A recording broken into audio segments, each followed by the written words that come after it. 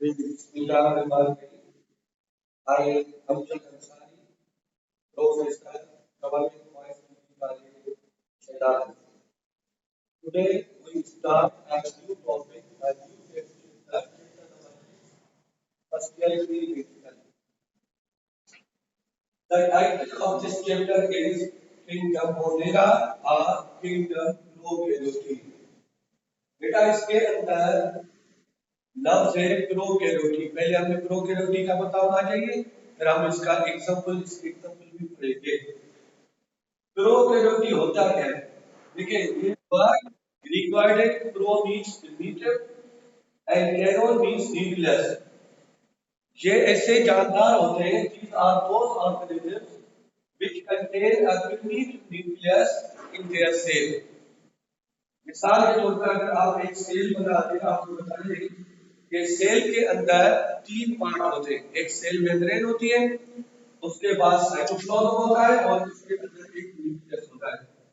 अब जो शुरुआत वाले जानदार आए थे उनके अंदर न्यूक्लियस तो मौजूद था, लेकिन वो था इनकम्प्लीट न्यूक्लियस, यानी उनके अंदर ना तो न्यूक्लियर मेम्ब्रेन थी और ना उनके अंदर न्यूक्लियोलस था।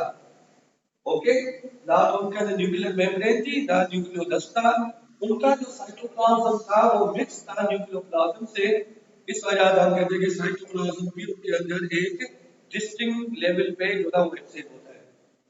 अच्छा, इसका जो हमारे ये मेन जो एग्जांपल है इस चैप्टर के अंदर वो होता है बैक्टीरिया। तो हमें आज जो टॉपिक पढ़ना है वो स्पेशली बैक्टीरिया के ऊपर पढ़ना है। ये पूरे का पूरा चैप्टर आपका बैक्टीरिया के ऊपर डिपेंड करता है। बैक्टीरिया एक साइंटिस्ट था जिसका नाम था एंटोनी वेन लीवरवुड। इन्होंने 1673 में सिंपल माइक्रोस्कोप यूज किया। उसके बाद जैसे जैसे माइक्रोस्कोप आगे वजूद में आए, इन्होंने जो है इसको यूज करके इन्होंने बैक्टीरिया को ऑब्जर्व किया। एक ड्रॉप ऑफ द वाटर लिया, उस वाटर के अंदर इन्होंने इस जो ना वो माइक्रो ऑर्गेनिज्म को देखा था। अगर हम इसके शेप के ऊपर आए, इसके स्ट्रक्चर के ऊपर आए, तो this is the simple structure of the bacteria. ये सिंपल स्ट्रक्चर बैक्टीरिया का होता है। अगर आप इसके अंदर देखें तो ये बैक्टीरिया के ऊपर एक कैप्सूल मौजूद होता है और उस कैप्सूल के नीचे होती है सेल वॉल। कैप्सूल ऑप्शनल है, किसी बैक्टीरिया के अंदर एक कैप्सूल होता है, किसी बैक्टीरिया के अंदर एक कैप्सूल बेटा एब्सेंट होता है। लेकिन सेल वॉल जो ना वो बैक्टीरिया के अंदर मौजूद होते हैं। कुछ शुरुआती बैक्टीरिया आए थे जिसके अंदर सेल वॉल भी एब्सेंट थी, लेकिन बाद में जो सारे बैक्टीरिया डिस्कवर हुए उनके अंदर सेल वॉल मौजूद था। लेकिन इनकी जो सेल वॉल होती है वो प्लांट के सेल वॉल से थोड़ी मुख्तलिफ होती है। क्यों भाई? आम जो प्लांट होते हैं उनकी सेल वॉल बनी हुई होती है सेल्यूलोज की, और सेल्यूलोज क्या है? पॉलीसेकेराइड। लेकिन इनकी जो सेल वॉल होती है वो बनी हुई होती है, एक हमारे पास होती है chitin, this is also polysaccharide. इनके अंदर सेल्यूलोज क्या होता है? वो एब्सेंट होता है। तो इनकी सेल वॉल बनी हुई थी काइटिन की। अगर सेल वॉल के अंदर आप दूसरे नंबर पे आते हैं वो होती है सेल मेम्ब्रेन। और आपको पता है कि सेल मेम्ब्रेन के अंदर जो उसकी मेन कंपोजिशन होती है वो होते हैं लिपिड्स एंड प्रोटीन। तो इनके अंदर भी लिपिड्स और प्रोटीन तो मौजूद होते हैं।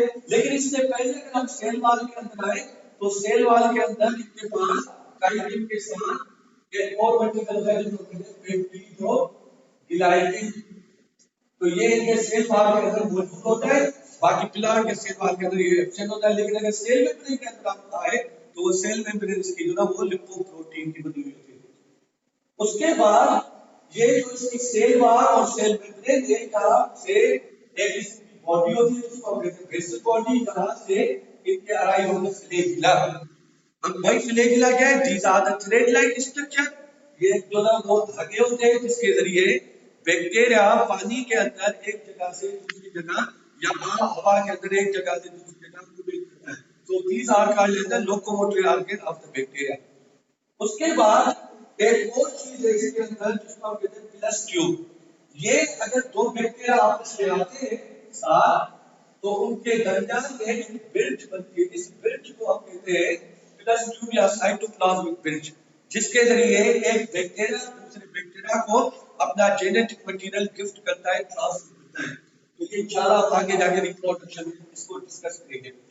उसके बाद इसके अंदर होता है साइटोप्लाज्म, जिस तरह आप बाकी सेल के अंदर साइटोप्लाज्म होता है, लेकिन इसका साइटोप्लाज्म और न्यूक्लियोप्लाज्म मिक्स होता है, इसीलिए हम इसको आउटपुट में वो लफ्ज देते हैं इसको कहते हैं प्रोटोप्लाज्म।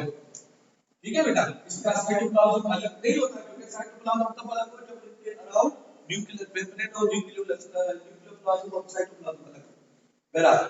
उसके बाद इसका जो न्यूक्लियस होता है वो इनकम्प्लीट होता है, इसके अंदर पास सिर्फ जेनेटिक मटेरियल मौजूद होता है जिसको हम कहते हैं डीएनए, और जिस जगह पे वो जेनेटिक मटेरियल मौजूद होता है it is called as nucleoid. यानी इसके पास ना न्यूक्लियर मेम्ब्रेन है ना न्यूक्लियोलस है, सिर्फ इसके पास डीएनए या जेनेटिक मटेरियल होता है।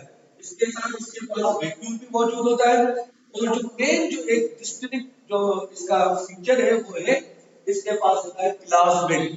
ये प्लाज्मिड एक एक्स्ट्रा जेनेटिक जो ना वो सर्कुलर डीएनए मॉलिक्यूल होता है, जिसके जरिए बायोटेक्नोलॉजी के अंदर इसको जो ना वो यूज किया जाता है। रिकॉम्बिनेंट जो डीएनए टेक्नोलॉजी होती है, मिसाल के तौर पे हमारे मार्केट के अंदर आजकल इंसुलिन आई है। अब इंसुलिन क्या करती है? शुगर को कंट्रोल करती है। तो आमतौर पे आप इंसानों के पेनक्रियास से मिलती है, लेकिन इस जीन को हम क्या करते हैं, इस प्लाज्मिड को लेते हैं और इस प्लाज्मिड के अंदर जो इंसुलिन वाला जीन है वो डाल देते हैं, जिसको हम कहते हैं रिकॉम्बिनेंट प्लाज्मिड।